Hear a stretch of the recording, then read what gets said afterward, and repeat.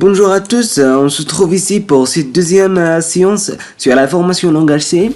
De la première séance, on a parlé sur quelques définitions et caractéristiques de ce langage. Maintenant, on va attaquer quelques notions de base afin de créer notre premier programme et le compiler bien sûr en utilisant quelques logiciels de compilation, par exemple C++ ou bien CodeBlocks. Donc, cette vidéo, elle va suivre le plan suivant. Donc, on va parler sur les identificateurs, les types de base et le concept d'une variable, et on termine par une petite présentation sur les constantes. Donc, les identificateurs, donc ça vient des mots identifiés, c'est-à-dire chaque objet C, on l'identifie par un mot, et ce mot il doit respecter des petites règles qu'on verra. Donc, les données manipulées on sait, donc comme vous savez, elles sont typées. C'est-à-dire pour chaque donnée qu'on utilise, il faut préciser le type des données. Par exemple, dans la mathématique, les nombres, il y a les nombres entiers naturels, il y a les réels. Donc c'est ça ce qu'on verra dans le langage C. Donc pour utiliser une variable, vous devez avant pouvoir l'utiliser, déclarer cette variable en précisant son type. Donc c'est la caractéristique déclarative du langage C. C'est-à-dire chaque variable, avant de l'utiliser, on doit le déclarer en précisant bien sûr son type. Donc on va voir les types de base après les identificateurs. Les identificateurs, nommons les objets C. Donc c'est une suite de lettres ou chiffres. Le premier caractère est obligatoirement une lettre. C'est-à-dire, pour vous je donner un exemple d'un code. Donc si je fais par exemple char Hamza, donc char c'est un type, donc Hamza c'est un identificateur. Donc le premier caractère ne doit pas être un chiffre. Donc c'est une erreur. Le premier caractère est obligatoirement une lettre. Le caractère souligné, on peut considérer comme une lettre, mais ce caractère on ne peut pas l'utiliser comme un lettre. Et aussi le langage C, il a un avantage, c'est qu'il distingue les majuscules et les minuscules. C'est-à-dire si je fais comme ça, donc ces deux instructions elles sont totalement différentes, et ces deux variables aussi, elles sont totalement différentes. Donc c'est ça l'avantage. Les identificateurs, ils doivent être différents des mots-clés réservés au langage C. Donc je vais vous afficher une liste des mots-clés réservés au langage pour qu'il soit pour que l'identificateur soit différent des mots réservés au langage C. Donc c'est ça ce qui concerne les identificateurs. Donc on passe directement vers les types de base. Donc les types de base, c'est à partir de ces types on peut construire tous les autres types. Il y a des autres types qui sont dérivés, mais on va parler des types de base. Donc ce sont les types de base. Le premier type c'est char, comme je fais comme ça. Donc char, il permet de définir des variables stockant une lettre. Cette variable, elle contient une lettre. Le nom est de type de char, donc le nom de type c'est char. On définit donc une variable de type caractère par le syntaxe suivant. Donc c'est ça le syntaxe pour déclarer un caractère. Nous pouvons ensuite, je peux le nommer lettre, comme ça. Donc nous pouvons ensuite fixer la valeur d'une telle variable avec une lettre donnée en 3 apostrophes. C'est-à-dire si je fais cette lettre est vide, donc si la variable est vide, donc je peux l'affecter une lettre. Donc la lettre E A. Donc c'est ça le type char. Il y a une petite remarque à propos de code. ASCII. Donc le code ASCII, je vais afficher une image.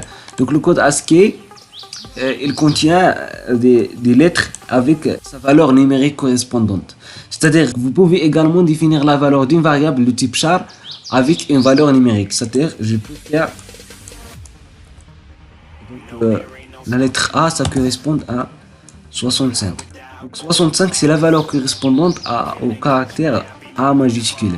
Donc c'est ça le code ASCII, c'est ça l'avantage de ce lettre. Donc c'est ça ce qui concerne le type de caractère de base. Donc je vais vous afficher une table qui contient quelques remarques à propos de ce type. Et vous allez arrêter la vidéo pour voir ces remarques. Donc on passe directement à notre type, c'est le type int. Donc ce sont les entiers. Donc le type int permet de représenter les nombres entiers et correspondant à un mot machine. Sa taille dépend donc de la taille du processeur utilisé Il est en général de 16 bits ou 32 bits. Il peut être qualifié par, il y a short, long, il y a infinite, sinide, il y a int. Donc short et long et spécifie la taille de l'emplacement mémoire utilisé.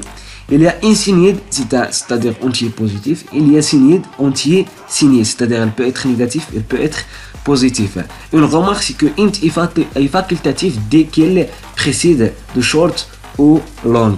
C'est-à-dire si j'ai fait le comme ça, long comme ça, c'est correct.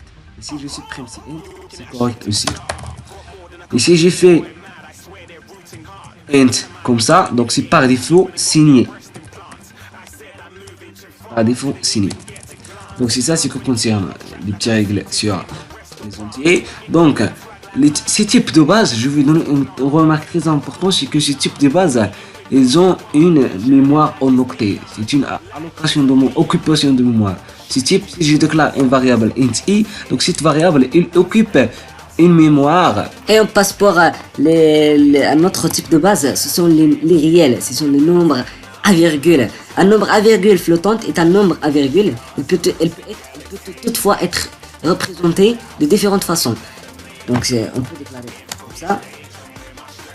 Donc on peut le représenter en décimale, c'est-à-dire je peux le faire est égal comme ça. Il peut être un entier décimal, il peut être avec point, donc c'est-à-dire la virgule en réel, par exemple comme ça. Il peut être une fraction, c'est-à-dire comme ça.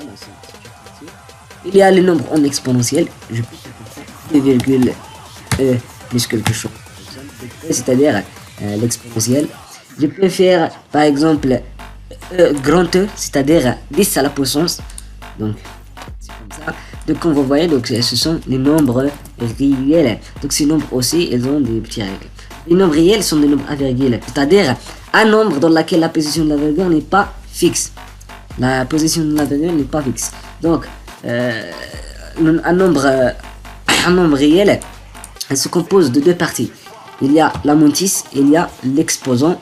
Donc il y a la mantis, il y a l'exposant. Il y a trois types de ce float. Comme on a vu pour les entiers, il y a long, il y a short, il y a sinide.